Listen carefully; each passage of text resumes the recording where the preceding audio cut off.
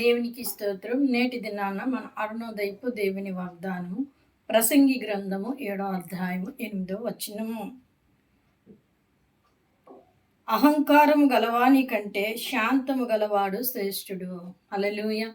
ప్రసంగి అంటే జ్ఞాని సొలొమోను రాస్తున్న వాక్యములు ఇవి.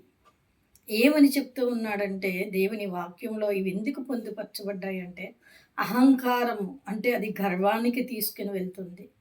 శాంతం అది ఎక్కడికి తీసుకువెళ్తుందంటే జ్ఞానంలోనికి తీసుకొని వెళ్తుంది.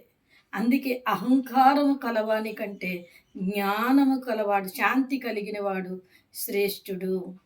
అంటే నీవు శాంతియుక్తమైన మనసు నీకు ఉండాలి. అహంభావం, నాకు ఇది తెలుసు, నాకు అది తెలుసు, నేను అది ఇది అని చాలామంది వారి గొప్పలు చెప్పుకుంటూ వారి హృదయంలో అహంకారాన్ని పెట్టుకుంటారు. ఆ అహంకారం గర్వానికి తీసుకెళ్తుంది. గర్వం ఏం చేస్తుందంటే నాశనానికి ముందు నడుస్తూ ఉంటుంది. ఇవి దేవుని లేఖనాలు. అది మనిషిని పాతాళానికి అనగదొక్కేస్తూ ఉంటుంది.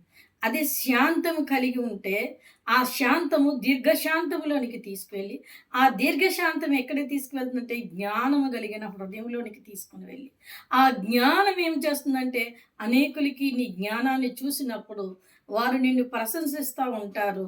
అది నిన్ను ఉన్నతమైన స్థానంలో నిలబెడుతుంది. అందుకే ఇవన్నీ తెలిసిన సొలొమోను అంటున్నాడు, అహంకారం కలిగిన వాడి కంటే శాంతము కలిగిన వాడు శ్రేష్ఠుడు, మంచివాడు. అంటే అన్నిటిలో శ్రేష్టమైనది, ప్రేమ అన్నిటిలో శ్రేష్టమైనది. అలాగే శాంతము కలిగిన వాడు శ్రేష్ఠుడు అని చెప్తా ఉన్నారు. కనుక ప్రియమైన దేవుని బిడ్డ, నీలో అహంభావం, అహంకారము, గర్వము ఉంటే తొలగించుకొని యేసుక్రీస్తు వారు శాంతిమూర్తి, ఆయన వైపు చూసి ఆయన దీర్ఘశాంతుడు, ఆ శాంతి నాకు దయచేయి ప్రభువా, నీ శాంతిని నాకు అనుగ్రహించు ప్రభువా అని నువ్వు ప్రార్థన చేస్తే నీలో ఉన్న అహంభావాన్ని తొలగించి ఆయన నీకు శాంతి ఇచ్చి నిన్ను జ్ఞానిగా నిలబెట్టి అనేకులు ఎదుట ఆశీర్వాదకరంగా నిలబెడతారు.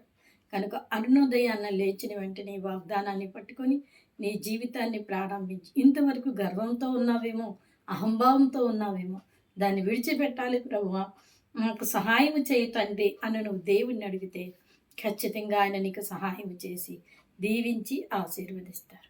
ఆమేన్.